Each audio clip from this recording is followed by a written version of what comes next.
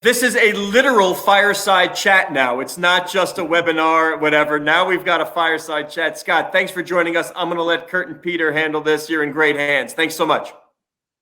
Scott, Kurt, Peter's pleasure to be with you this morning. Scott, thanks so much for joining us. I guess jumping off of what Alex and Sam were talking about, what's your take? How do we need to market the stars of the game right now in baseball in a better way? You know, we have to be very cautious in sport because we have a lot of things ongoing which are exciting and new, and it's kind of like the packaging and the bow. But at Christmas time, if what's inside once you unwrap it and the product and the gift is not what you expect it to be, and that's the contact and the performance, then it's the packaging and the bow go away. So the idea of this for me always has been about what we do to make our what I call product performance. That's the measure. It's not pace of play. It's product performance, because people are going to watch something that's interesting, exciting, athletic, unique. And those are the things that in my mind are what I focus on. And with each generation of players, you know, we have a sport fitness institute, we have a training staff, we communicate with the team's training staff, we monitor our players year round, we have an analytical base of our own. We try to do things to give players insight and a perception, and also what the demand of the game requires them to do and what commitment they must make to do it. And when you improve the athleticism of the game and you improve the focus of the players on the game, I think you're going to get a better performance product that allows then the ancillary aspects of what we're doing with marketing. And marketing of players and the visibility of players, as Sam was saying, we're there every day. We're a part of everyday life. Baseball players, you see their faces. They're isolated. They're stationary at times, so you can focus on them in their performance in the batter's box or in the pitching mound or in the infield or outfield. They're there where you can put a camera on their face, and then they perform. And this is done multiple times during a game. So the visibility of a major league player's face to the audience is constantly there and representative. Now, what do we do with the association of that face to the product and to the external world? And this is where I think we need great improvement, because the collaboration between the union, Major League Baseball, the players, the representation has to have a new face to it, a new dynamic to it. Because in the end, what's going to happen, as it is true in any sport, you can narrow it down to probably a small group of players that are going to be associated with the demand of a market. And that selection of each franchise and what they do and how they do it, I think, is very important to rebranding baseball. So can you tell us a little bit more about, as you say, the new face, the new dynamic? What is it that you have in mind? Well, when you play baseball every day, you have to be cautious about the performance of the player, because you have to be mindful of the preparation it takes every day to play. This is not like football where you play once a week. It's not like hockey or basketball, you play 3 or 4 times a week. You have athletes that are basically on call for a 6-7 month period, counting the playoffs. So for their performance levels to be optimal, we have to make sure that all concepts of marketing are surrounding the demand and requirement of elite performance. And so in doing that, we have to create technologies and formats, both in the off season and during the season, that allow all of this to occur in a very uniform and protective pattern to allow players to interact with an audience. For example, a player may have, when he shows up to the ballpark, he may do his warm-up, he may do his routines, and prior to the game, he may have a 10-minute window where, when you have access to technology, where he can have a fan association aspect, where that fan coming to the game that day will have a fresh aspect of content or relationship or aspect with a fan, an interaction with them that does not interrupt his performance, but allows him, the player, to do that, and allows the team to create that audience and or product to be sold for that daily direct access to players. These are things that we've yet to develop that I think are in time, current, and associated with your ticket and your performance in the game. So that day. So there are a number of things I think where personalizing the star player with the fan is something that can be done in real time and at the games that day. They're available to every franchise. And then these concepts have yet to evolve to where fans both associate with the players at a higher level. It creates a relationship with them, and it also creates a product that can be measured and have a demand to the audience. Scott, we're going to have Rob Manfred, Commissioner of Baseball, on shortly, but you've talked about wanting to have a CEO of baseball. What would that person do, and what would be their role?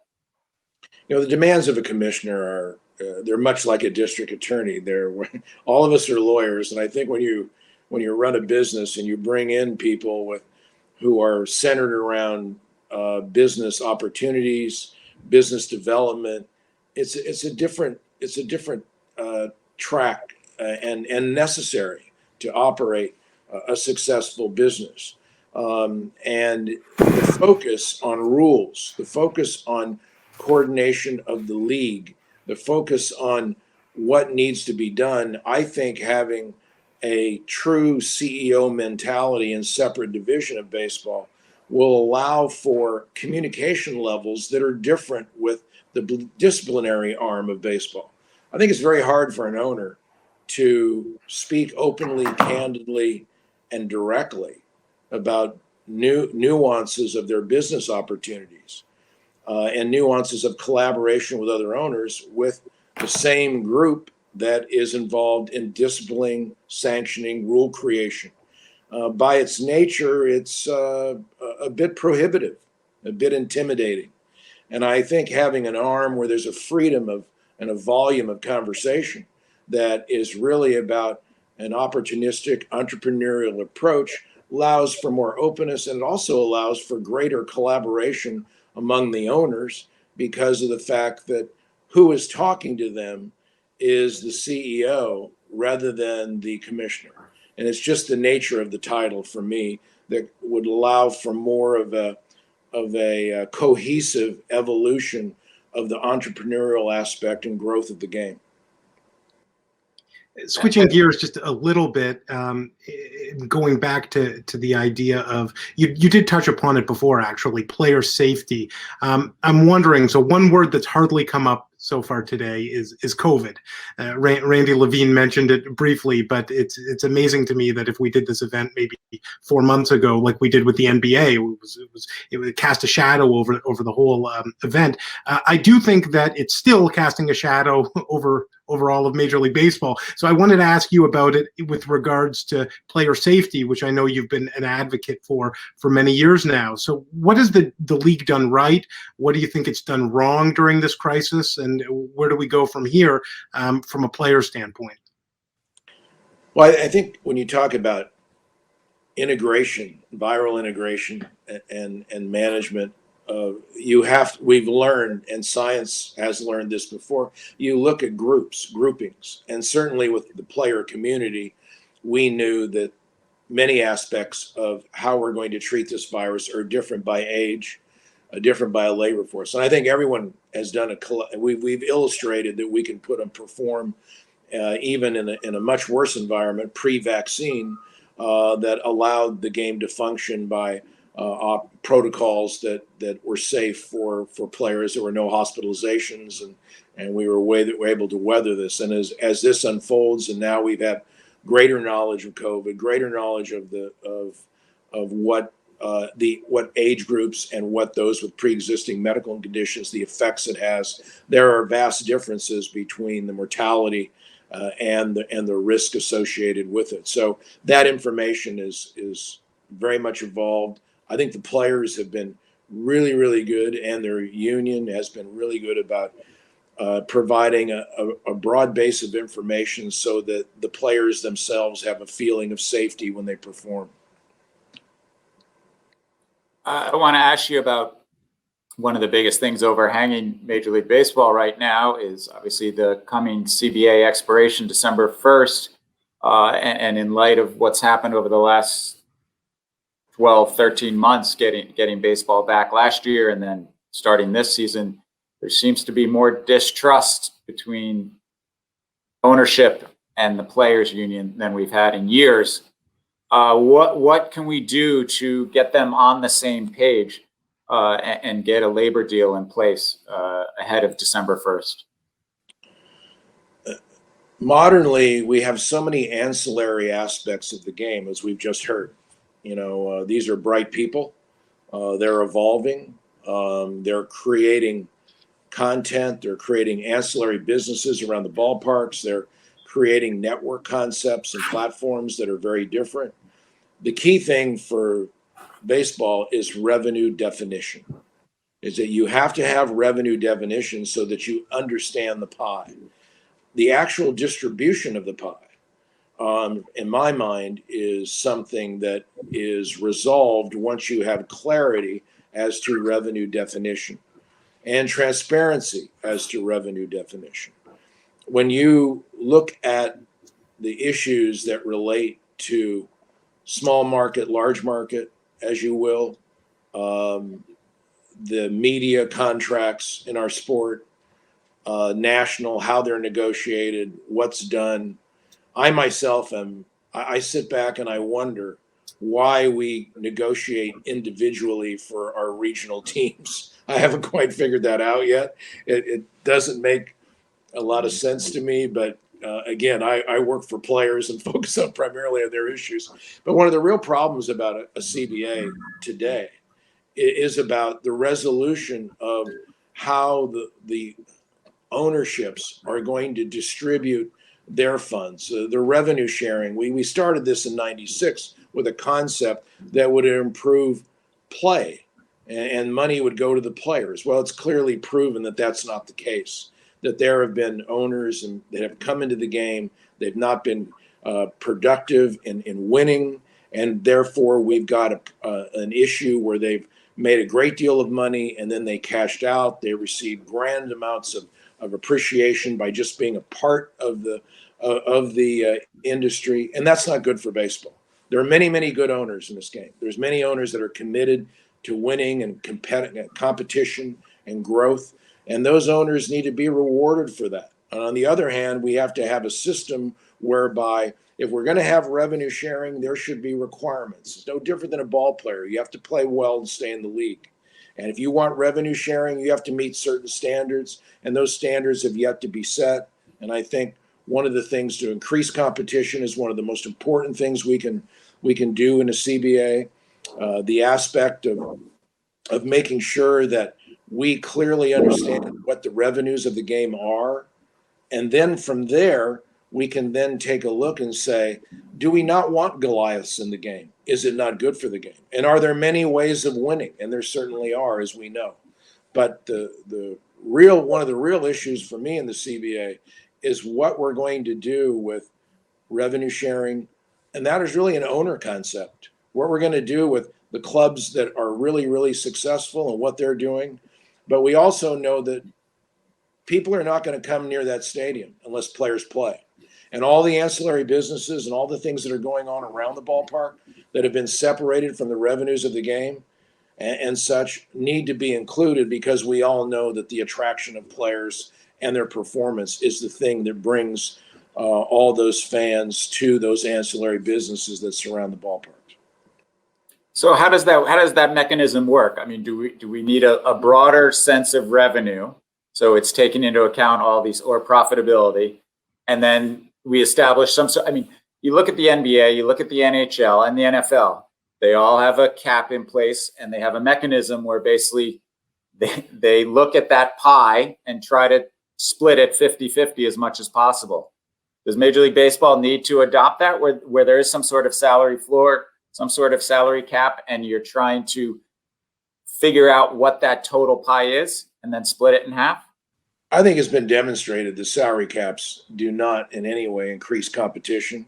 They do not in any way aid a sport in any faction, because what I think fans most want is that you want to have the viability of a particular owner at a particular time to do what he wants to do. We should let intellect and the freedom of a relationship in sport to be about creativeness and about what a particular owner may do to bring an idea, a path to the game, which is new and fresh, which allows them to succeed. And the point I'm making is that by restricting thought, restricting creativity, having caps and things of that nature, what have we done? What have we done? And we've seen it operate. And the answer is that it doesn't do what it was supposed to do. And it's just like revenue sharing is going to create a concept where everyone's going to be more competitive. Well, it didn't work that way. The faith and trust was that you had owners taking money and investing it in personal aspects, and most importantly, paying off their debt service for their acquisition of the franchise. That's where that revenue sharing went. And so in a sense, it added to their estate, but didn't add to the game. And I think of all of us who care about the game and want greater competition, we want formats where the extreme revenues and advancement of this game. And the truth of it is, to get a revenue definition, I mean, all players know that they don't build all of these recreational and restaurants and hotels and things right near ballparks unless there is an event going on in the ballpark, which means there's playing of games. So Scott, if I can ask you about that, because it's really interesting what you're saying about defining the revenues, and we had Stan Kasten earlier talking about ballpark villages being a big part of the business strategy and models of these teams. So just to probe a little further what you're saying, as a structural matter, without a salary cap, do you have any creative ideas of a way, once you've defined this, how you can allocate or earmark proportions of this kind of related businesses to the players? Well, I think the first thing is that you have obvious associations that are really wisely done by owners. I mean, you know, they're really utilizing the game to create revenue streams and interest and attraction to bring them at or near the stadiums where the games are going to be played, both before and after. You know, as you know, I've been a proponent of having World Series week in one city where you could have this venue and you would have all forms of entertainment ongoing. And you have, even if you only got to go to one game live, that's better than the Super Bowl. Many of them don't even get to go. But the reality of it is you have all these different elements that people can go to. It's all game associated. You could have the award ceremony for the MVPs and the rookies of the years and the Cy Youngs, all at that event. You have a home run hitting contest, all those things which would attract more and more fans and an audience. Plus, all the media and journalists and everyone would know where to go a year in advance so they can plan. Corporate sponsorship can become involved so they can plan and really make this something that creates a broader spectrum. All of this can benefit the concept of what's done regionally.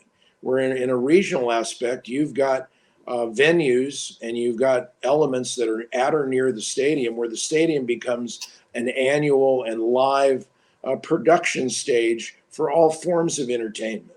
And from the viewpoint of revenue creation and how we look at what an owner can do and what the Association of Performance of Players can do to activate all of this, that certainly is something we now know is real.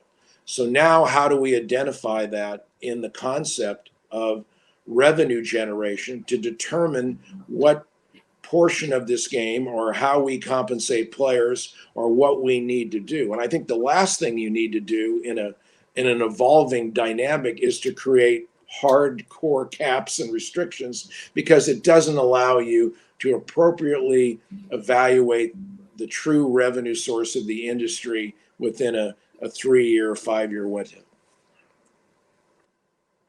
Commissioner Rob Manfred in 30 seconds or so, but I wanted to ask you one favor, if possible. The next time we do this, You have one book that is perfectly facing the camera, being illuminated nicely. Can we next time make it Baseball as a Road to God, co-authored by Peter Schwartz? Well, my greatest mentor and I had in baseball was Harvey Dorfman. In the mental game of baseball, helped me how to talk with players and do things a lot better. So, but but thank you, Scott. All right, Scott, thanks so much for joining us.